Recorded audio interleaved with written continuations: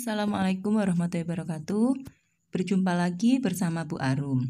Kali ini kita akan belajar tema 7, peristiwa dalam kehidupan, subtema 1, peristiwa kebangsaan masa penjajahan, pembelajaran ke-6. Materi pembelajaran kali ini 1.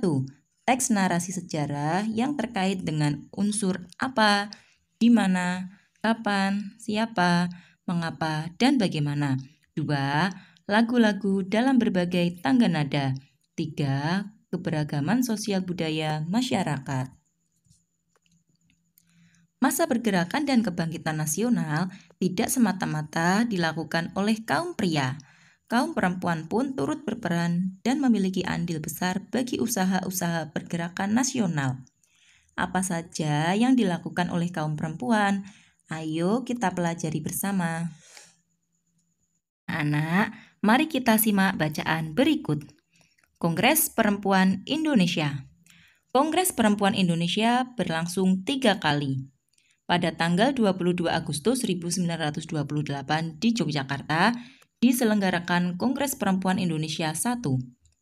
Kongres ini diikuti berbagai wakil organisasi wanita, di antaranya Nyonya Sukamto, Nyonya Ki Hajar Dewantara, dan Nona Suyatin.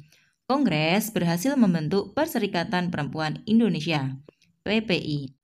Kongres itu juga berhasil merumuskan tujuan persatuan cita-cita dan usaha memajukan wanita Indonesia, serta mengadakan gabungan atau perikatan di antara perkumpulan wanita.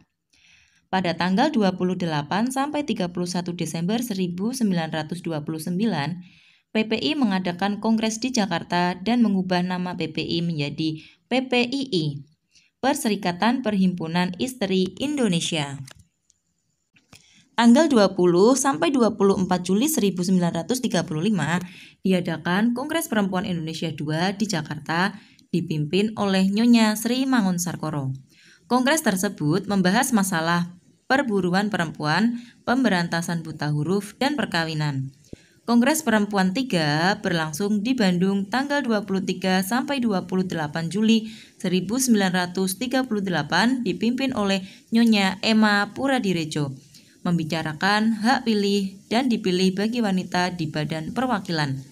Dalam kongres tersebut disetujui RUU tentang perkawinan modern yang disusun oleh Nyonya Maria Ulfa dan disepakati tanggal lahir PPI 22 Desember sebagai Hari Ibu. Nah, setelah kita membaca bacaan tadi, selanjutnya kita akan menuliskan kosakata baku dan kosakata tidak baku. Kosakata baku, kongres. Kosakata tidak baku, kongres. Istri. Kosakata tidak baku, isteri. Modern. Kosakata tidak baku, modern. Mengubah. Kosakata tidak baku, merubah. Perserikatan. Kosakata tidak baku, perikatan. Nah, anak-anak, setelah itu, kalian tuliskan informasi penting dalam bacaan ke dalam kolom-kolom berikut dengan menggunakan prinsip apa, di mana, kapan, siapa, mengapa, dan bagaimana. Kegiatan yang dilakukan oleh para perempuan Indonesia pada masa pergerakan dan kebangkitan nasional merupakan salah satu bentuk perwujudan cinta tanah air. Mari kita tumbuhkan kesadaran dalam diri kita untuk cinta tanah air dengan menyanyikan lagu berikut ini. Lagu Tanah Airku, karya Ibu Sud.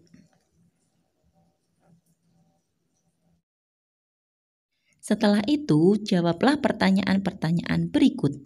Apa yang kamu rasakan saat menyanyikan lagu Tanah Airku? Dan jelaskan. Saya merasa bangga dan terharu karena tanah air Indonesia yang sangat berharga dan sangat mempesona dan selalu menjadi kebanggaan rakyatnya. Bagaimanakah nada dan tempo lagu Tanah Airku? Coba jelaskan.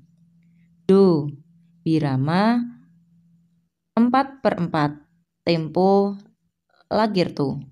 lambat namun lebih cepat daripada Largo. Apakah lirik lagu Tanah Airku mencerminkan nilai-nilai cinta tanah air? Jelaskan. Betapa luas dan indahnya Indonesia dan menunjukkan kecintaan dan penghargaan yang amat besar terhadap Indonesia. Selanjutnya, diskusikan bersama teman-teman sekelompokmu. 1. Nilai yang terkandung pada lagu Tanah Airku adalah nilai yang terkandung dalam lagu Tanah Airku adalah nilai cinta tanah air dan bangsa Indonesia. 2. Bagaimana caramu mencintai tanah air? Menumbuhkan rasa bangga sebagai anak bangsa Indonesia. Setia dan taat kepada NKRI dan Undang-Undang Dasar 1945. Belajar dengan tekun dan sungguh-sungguh. Oke anak-anak, selanjutnya persamaan hak dan kewajiban antara golongan pria dan wanita dalam bidang tertentu merupakan salah satu bentuk penerapan nilai-nilai Sumpah Pemuda dan Kongres Perempuan Indonesia.